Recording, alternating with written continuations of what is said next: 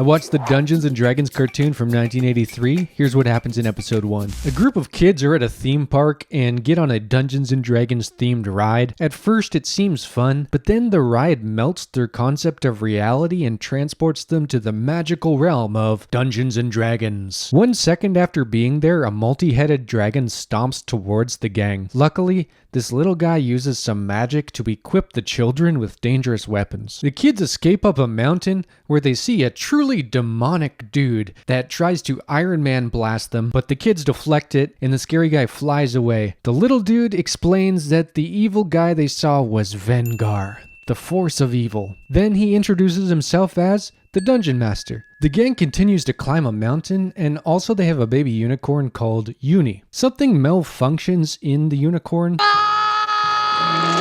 which wakes up the dragon. Who dares awaken me? Weren't they just fighting this dragon like 2 minutes ago? It's gone to sleep since then? The kids trick the dragon and trap it in a cave. The Dungeon Master tells the kids that tonight there's a party in a village and they should check it out. But they should be careful on their way because Venger will probably try to kill them. Also, Venger has the ability to shapeshift, so be careful for that. But no matter what, he always has white hair. The gang starts their journey and comes across a castle in the sky that belongs to Merlin the Magician. The kids are worried because Merlin has white hair, but he's like, don't worry, I'm actually bald. This one kid is so bored he goes to leave, but the dragon is at the door. The gang and Merlin do the old carpet over a hole trick, trapping the beast in the dungeon. And here Merlin makes a point of saying that his rabbit isn't a rabbit, it's a hare, a white hare. Everybody get that? Merlin says that this one kid is special, and he will teach him the ways of magic,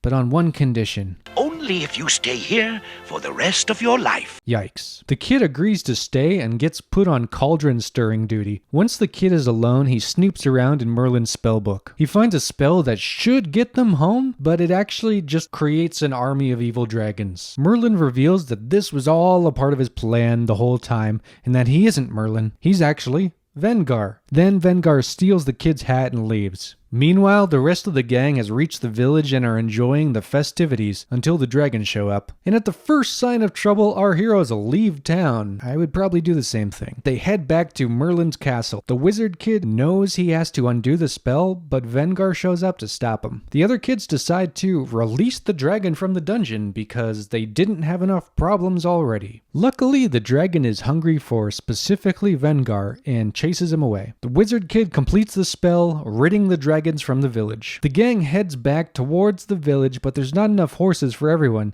so this guy has to ride a cow. But he protests, I don't ride anything that gives milk. which is a really weird thing to say. Follow for more cartoon summaries and other fun stuff. Bye-bye.